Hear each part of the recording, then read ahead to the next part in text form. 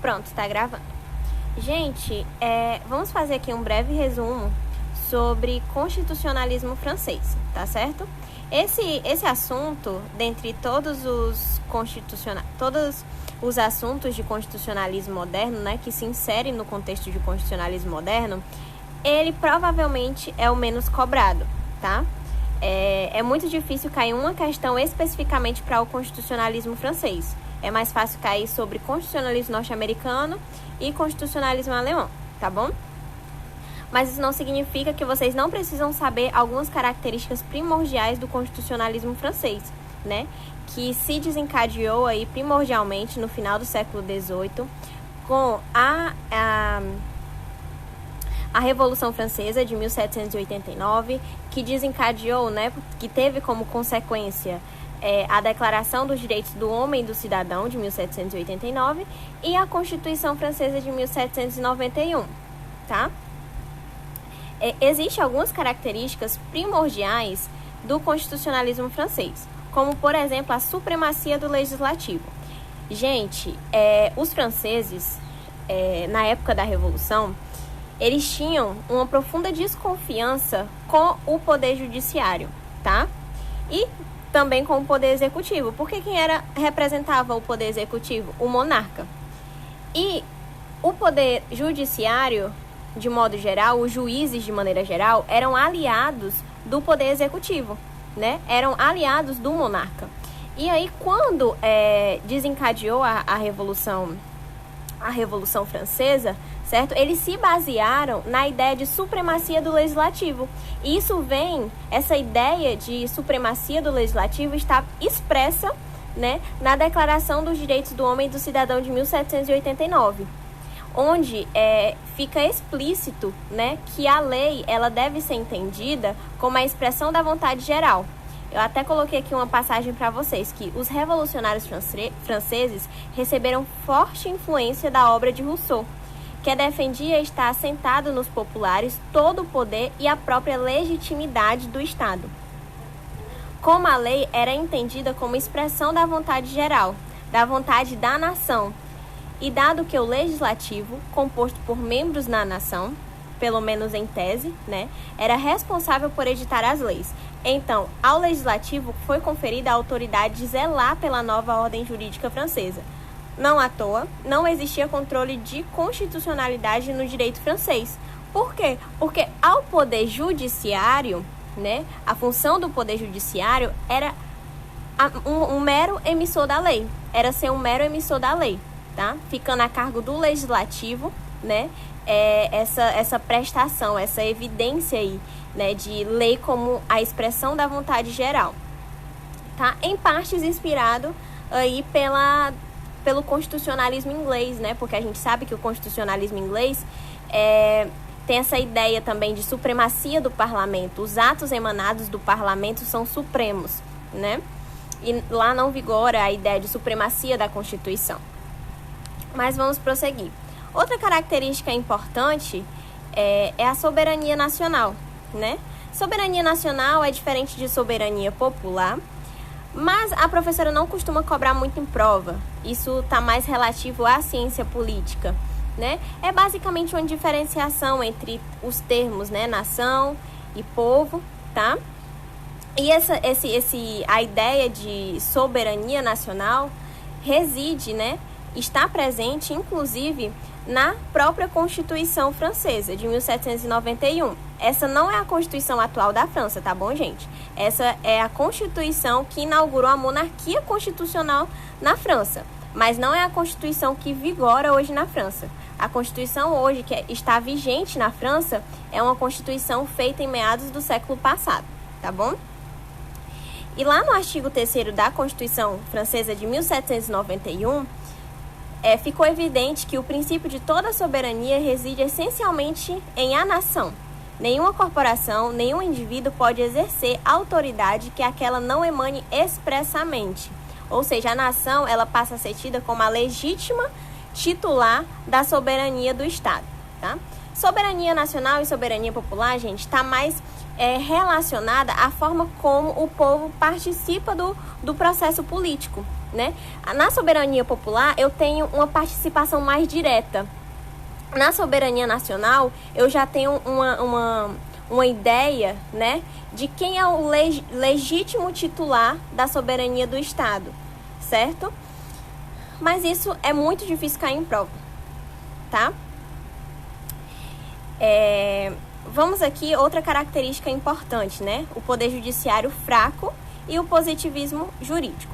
Vou ler aqui essa passagem para vocês e eu vou explicar o que nós podemos entender dela, tá? Somada à supremacia do legislativo, com o fato da Constituição francesa integrar um sistema de common law e ainda com o sentimento de aversão que a nação francesa guardava na época em relação ao poder judiciário, a primeira ordem constitucional revolucionária foi marcada por juízes boca da lei, cujo trabalho restringia-se unicamente a aplicar a letra do código, sem a interferência exegética, ou seja, sem a interferência interpretativa. Eles precisavam aplicar o que estava na gramática do texto, sem delongas de interpretação. Observa-se também que o justnaturalismo cedeu espaço ao positivismo. Vale dizer, o direito escrito passou a preponderar sobre o direito natural. A norma jurídica, per si, passou a ter mais relevância que os valores. Então, gente, 2 entendimentos nós podemos retirar aqui, tá? Frisando novamente, o poder judiciário sempre, tá, foi visto com, digamos, maus olhos pelos franceses. Até um dia desse, o poder judiciário não gozava de tanta liberdade interpretativa, tá? Porque os franceses sempre guardaram essa desconfiança com os juízes, dado o fato que os juízes eram aliados do monarca à época do absolutismo. E, gente, outra característica importante é um abandono, né, substantivo do justnaturalismo, apesar que nos textos constitucionais, ou nos textos de natureza constitucionais, na própria Constituição, né, e na Declaração dos Direitos do Homem e do Cidadão de 1789, você vai ver profundas características de ideias, né, liberalistas, iluministas e justnaturalistas, tá? Mas o positivismo jurídico começa a ganhar vez também. Por quê? Porque eles começam a falar que o direito escrito é o que importa, tá? O direito escrito, o direito positivado é o que importa, tá? Mas isso não significa que os textos da época que foram formulados, né, a Declaração dos Direitos do Homem e do Cidadão e a Constituição francesa de 1791, não tinha aspectos justnaturalistas, tá? Traziam sim em seu texto aspectos justnaturalistas, mas a codificação ganhou espaço, tá? O direito escrito ganhou espaço, ou seja, o que está positivado é o que deve preponderar. A Constituição de 1791, né? Essa Constituição é a Constituição responsável por inaugurar na França a monarquia constitucional, tá bom?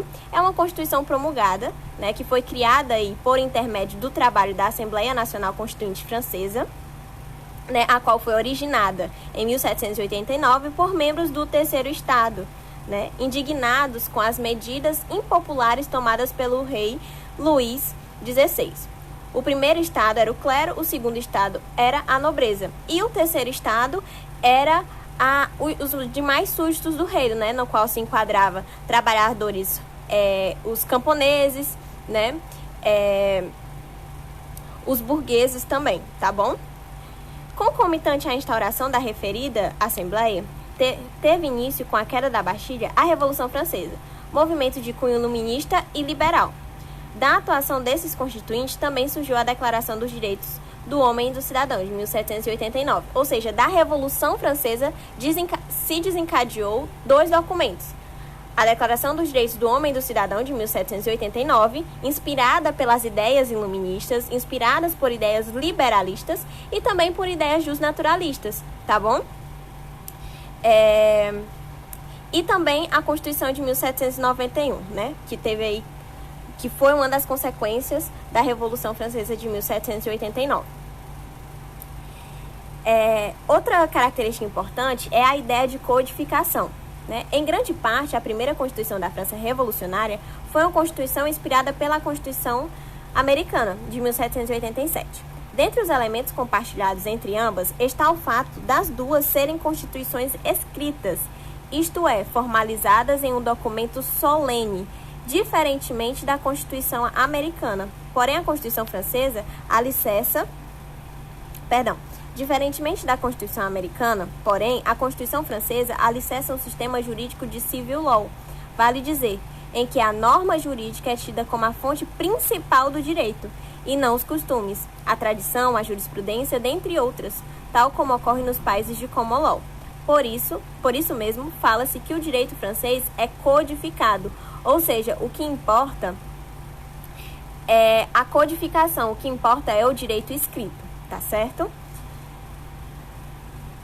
Tendo como a lei, né, a fonte principal, né, do direito. E para finalizar, como eu falei aí para vocês, já vinha dizendo por todo o vídeo, que a Constituição de 1791, ela foi a responsável por inaugurar a monarquia constitucional na França, tá bom? Aí tem uma passagem aí, com a queda do rei absolutista Luís XVI, a França passou de uma monarquia absolutista para uma monarquia constitucional, né, que durou pouco tempo, de 1791 a 1792, baseada no modelo de Estado liberal, onde exigia-se dos poderes públicos um dever de abstenção, a não intervenção na vida coletiva. Estado, não intervenha para eu conseguir exercer determinados direitos, né? Assegurando-se assim direitos civis e políticos, que são os chamados direitos de primeira geração ou primeira dimensão, e em que era aplicada a doutrina da separação dos poderes, advindos da obra de Montesquieu, né? Mas não era uma separação de poderes ao pé da letra, digamos assim, dado o fato que o poder legislativo, né, vigorava aí a ideia de supremacia do legislativo, tá bom?